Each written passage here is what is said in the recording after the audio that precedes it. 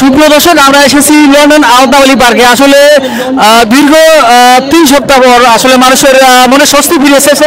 আমরা আসলে এখানে দেখতেছি আলতাওয়ালি পার্কে অনেক হাজার হাজার দর্শক এসেছে, তারা আসলে শেখ হাসিনা পদত্যাগ করায়।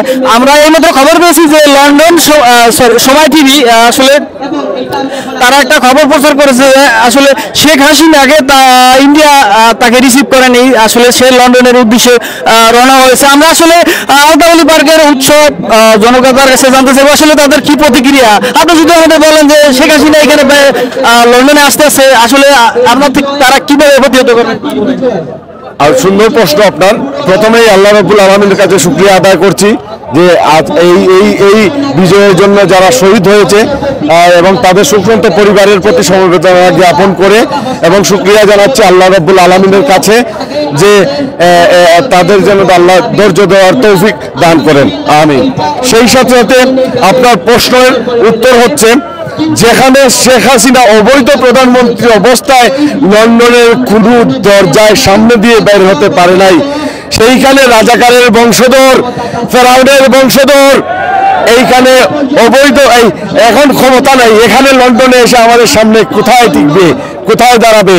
ইনশাল্লাহ আমি আপনার মাধ্যমে, মিডিয়ার মাধ্যমে বলতে চাই, এই মুহূর্তে যেন বাংলাদেশ হাই কমিশন থেকে এই ফেরাউনের বংশধরদের ছবি নামিয়ে দেওয়া হয়, না হলে বাংলাদেশের আপামর জনসাধারণ আগামীকালকে লং মার্চ করে এই হাই কমিশন থেকে ছবি নামাবে। গত 5 বছর আগেও আমাদের এই রেকর্ড আছে, আমরা এদের ছবি নামিয়েছি, আর আজ তো এদেরকে টেনে হিচড়ে আবার এই টেমসে ফেলে দিতে পারবো ইনশাল্লাহ। এই সাহস এবং এই শক্তি, এই ক্ষমতা এই লন্ডনের জনগণের আছে। আর একটি কথা বলতে চাই, আজকে আমরা অত্যন্ত খুশি যে আমরা যে বিভিন্ন স্লোগান উৎপত্তি করেছিলাম লন্ডনে, সেই স্লোগানে বাংলাদেশ তথা বিশ্ব আজ মুখরিত।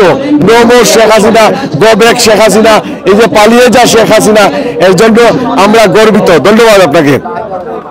শেখ হাসিনা লন্ডনে ব্যাক করতেছে, আপনার প্রতিক্রিয়া? শেখ হাসিনা স্বৈরাচার, শেখ হাসিনা দুরাচার, শেখ হাসিনা রাজাকার, শেখ হাসিনা যদি লন্ডনে এসে থাকে, লন্ডনের পথে আমরা তাকে বাধা দিব। লন্ডনে যদি সে এসে থাকে, এই লন্ডনের পুলিশ দিয়ে তাকে অ্যারেস্ট করে বাংলাদেশে যে গণহত্যা চালিয়ে এসেছে, বাংলাদেশে যে গণহত্যা চালিয়ে বাংলাদেশের মানুষকে হত্যা করে সেই রক্ত মেখে গায়ে বাংলাদেশ থেকে লন্ডনে আসছে, আমরা তার বিচার এই লন্ডনের মাটিতে করব ইনশাআল্লাহ।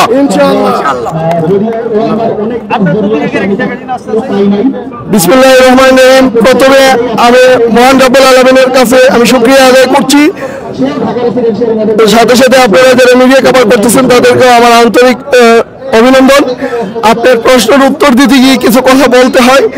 যেই দিন শেখ হাসিনা অবৈধভাবে দেশ শাসন করছিল এবং দেশের ক্ষমতা ধরে রেখেছিল, সেই দিনও লন্ডনের মাটিতে ইনশাআল্লাহ তাকে বিতাড়িত এবং প্রতারিত করা হয়েছিল।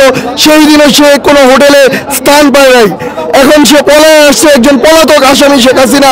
এই পলাতক আসামিকে লন্ডন না সারা বিশ্বের যেখানে, আমাদের বাংলাদেশের যে মানুষ যেখানেই তাকে দেখবে সেখানেই তার বিচার হবে ইনশাল্লাহ। তাকে সে এতদিন যার মদত দেতে বাংলাদেশের সাথে বাংলাদেশকে ধ্বংস করেছিল, সেই ভারত সরকারই তাকে পালিয়ে দিয়েছে, তাকে রক্ষা করে নাই, তাকে কোনো দরজায় ঠাঁই দেয় নাই। তো আমরা লন্ডন থেকে বলতেছি, যেহেতু ভারত দেয় নাই, ইনশাল্লাহ আমরা লন্ডনে বাংলাদেশে কোনোদিন তাকে জায়গা দেয় নাই, আর এইবার পলাতক আসামি হিসাবেও ইনশাল্লাহ তাকে কোনো জায়গা দেবো না। ইনশাল্লাহ সে যদি আসে তার বিচার হবে ইনশাল্লাহ। ধন্যবাদ আপনাদের সবাইকে।